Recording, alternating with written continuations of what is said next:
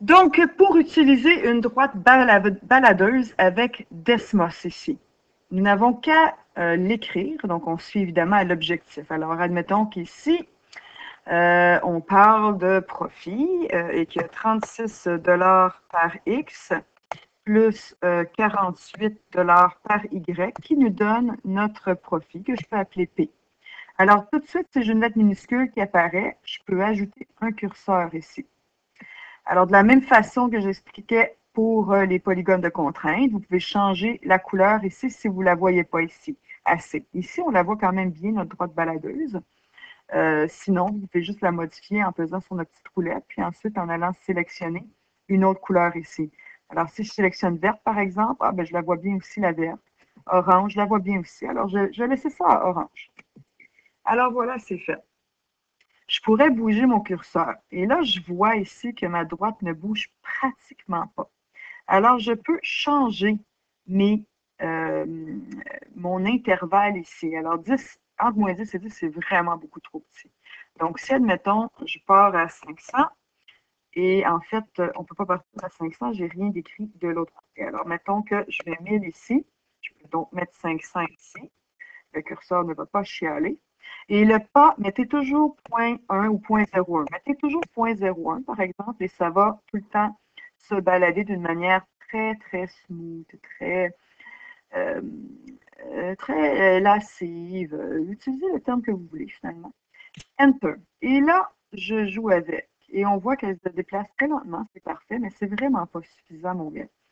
Moi, je vois que de 5 à 1000, j'ai ça ici. C'est vraiment tout petit. Et si moi, je veux un maximum, j'ai un plus devant mon Y, alors je sais que c'est quand ma droite est plus haute.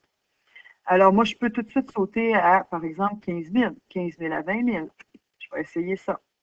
Donc, je vais commencer par le plus haut ici, 20 000, puis je vais mettre un 15 000 ici. Et voilà. Et là, oh, j'ai pas mis 15 000, j'ai mis 1 500.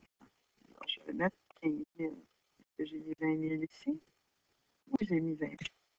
Alors, j'y vais. Alors, je vois ici tout de suite que je suis trop haut. 15 000 à 20 000, c'était trop.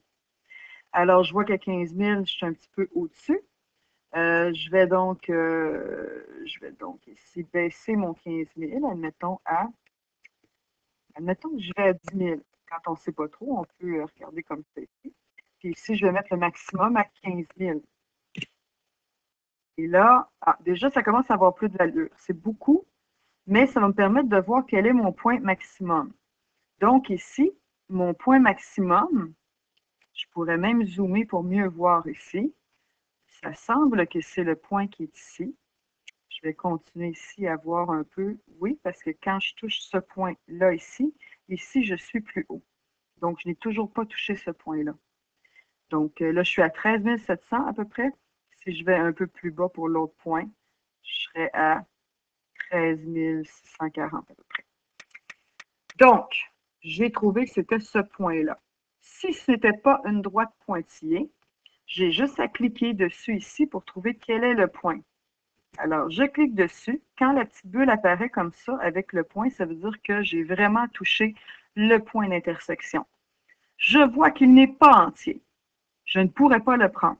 Je sais qu'il est sur la ligne pointillée, donc je ne peux pas le prendre de toute façon. Mais si ça avait été une ligne pleine, si ça avait donc été une ligne pleine ici, j'aurais juste à cliquer ici là-dessus, puis je vois que je ne peux pas prendre lui.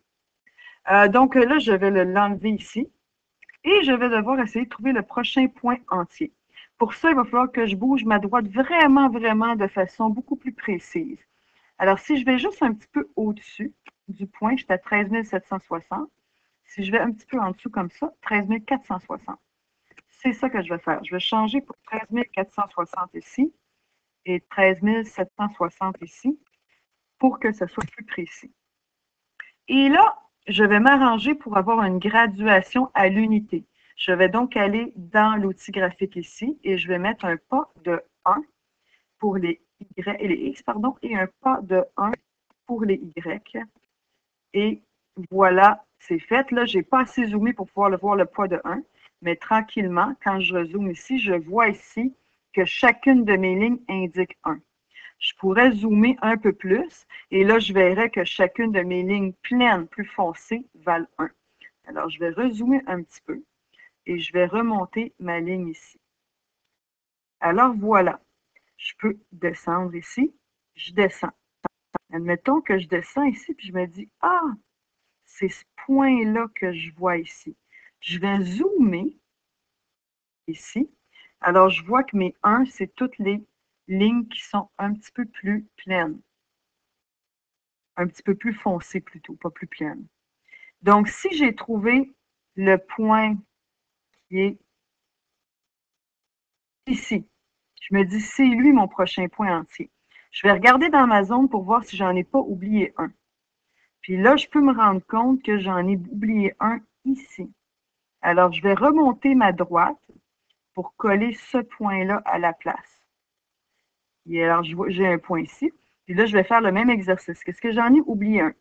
Ici, je n'ai pas l'air d'en avoir oublié un. Lui, il est dessus. Je continue, je continue. Je n'ai pas oublié un ici. Ah, j'arrive directement un qui est sur la ligne ici. Donc, j'aurais théoriquement 2 points. Donc, j'aurais celui-là ici. Et j'aurais celui-là ici. Qui est 124, 192. Donc, j'aurais 2 points qui seraient bons et ce seraient mes 2 maximum, qui seraient entiers. Voilà.